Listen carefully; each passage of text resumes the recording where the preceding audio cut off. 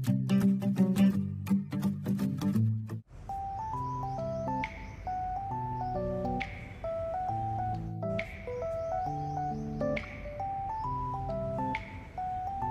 Hello నమస్తే అండి, welcome back to వంటశాల. నేను మీ విజయాని. రోజు మన వంటశాలలో ఏంటంటే అరటికాయ బజ్జీ ఎలా వేయాలో చూపిస్తున్నాను.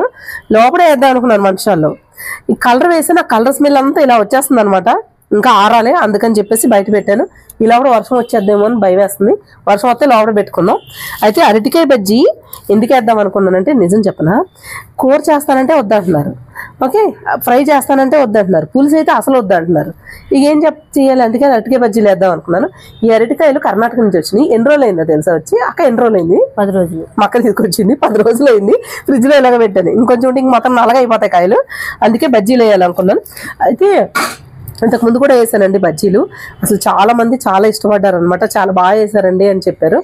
అయితే ఈరోజు ఏంటంటే క్రిస్పీగా ఉండాలి అరటికాయ బజ్జీలు అంటే ఎలా వేసుకోవాలి అని చూపిస్తాను, మంచి టిప్తో పాటు. అది కూడా మా అక్కే చెప్పింది.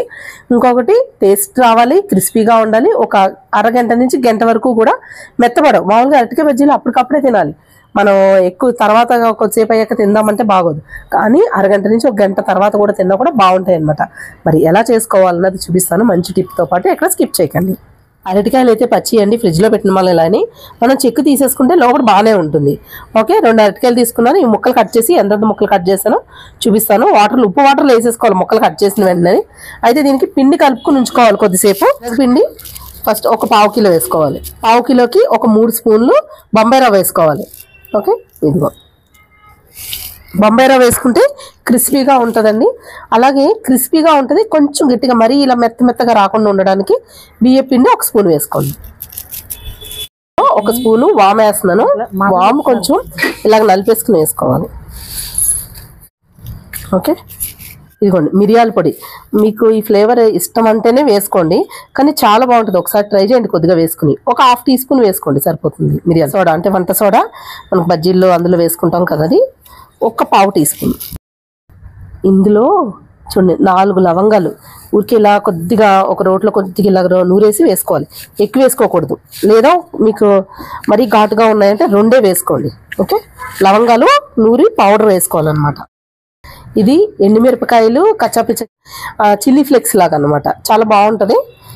ఇది వేసుకోండి. 1 స్పూన్ వేసుకుంటే సరిపోద్ది.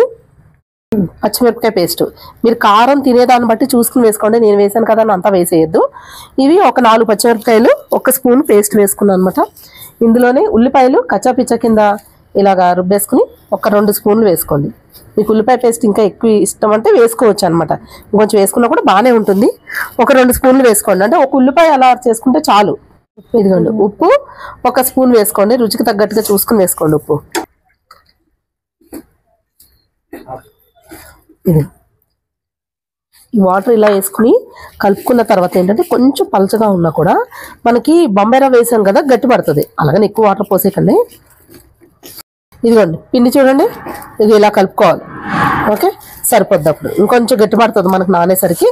ఇప్పుడు మనం అరటికాయలు ఇవన్నీ కోసుకుని నూనెది కాగేసరికి పిండి నానుతుంది. 10 నుంచి 15 నిమిషాలు పిండి నానాలన్నమాట. ఓకే, ఇది పక్కన పెట్టేసుకుందాం. ఇదిగోండి అరటికాయ ముక్కలు ఇలా కోసేసి వాటర్లో వేసుకుని ఉప్పు వేసి వేసుకోవాలి, లేకపోతే ఇంకా నలుపు వచ్చేస్తుంది అనమాట. కొంచెం ఆల్రెడీ నలుపు వస్తుంది కదా. అయితే అరటికాయ బజ్జీలకి ఇలాగా పల్చగా కోసుకోవాలి. అయితే ఇలా కోసి నేను ఏం చేస్తానంటే ఇగో ఇలా కోసాను అనమాట, చీరకుల్లా. కొంచెం ఇలా కూడా బాగుంటుంది. ఎప్పుడు ఇలాగే వేసుకుంటాం లేదా రౌండ్గా వేసుకుంటాం, అందుకని ఇగో ఇలా కట్ చేశాను అనమాట. ఇగోండి పిండి చూడండి, మనకి రవ్వది కూడా బాగా నానింది. ఓకే, ఇలా అంతే సరిపోద్ది అనమాట. ఉప్పు అది ఒకసారి ఇప్పుడే చెక్ చేసుకోండి సరిపోయిందా లేదా అని. నేనైతే చూసుకున్నాను, కరెక్ట్గానే ఉందండి.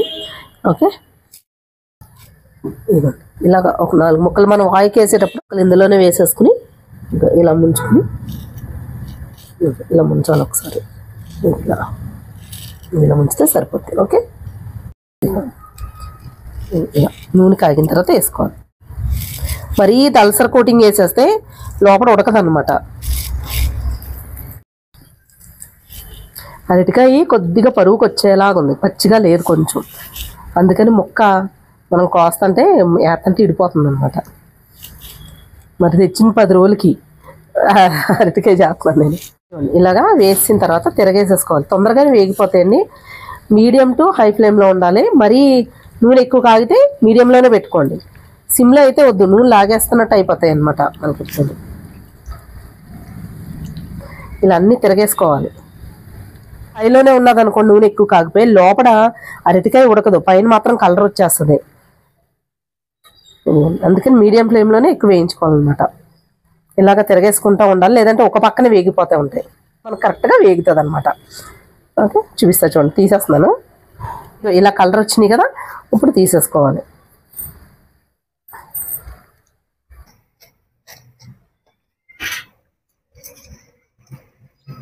మిరపకాయలు ఇవన్నీ వేసాం కదా, అందుకు ఇందులో అల్లం కూడా వేసామండి, కొంచెం తురిమింది. ఆ వీడియో మిస్ అయిందనమాట, ఈ లోపల వర్షం వచ్చింది కదా ఇందాక, అందుకు అల్లం కూడా వేసాం కొద్దిగా.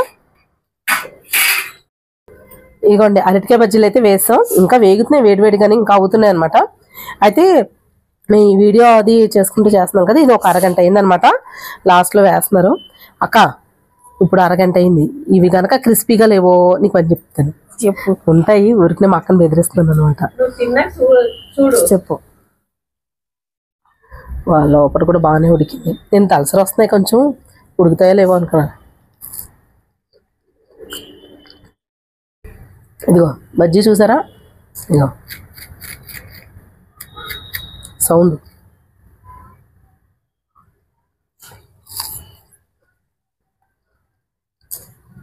కరకరలాడుతున్నాయి. ఇదిగో ఇలా చూడండి. సోడా కూడా సరిపడగా వేసుకోవాలి, మరి ఎక్కువ వేస్తే నూనె లాగేస్తాయి, తక్కువ వేస్తే గట్టిగా వస్తాయి. ఇదనమాట. భలే ఉన్నాయి. వేడిగా తిన్న బాగుంటాయండి.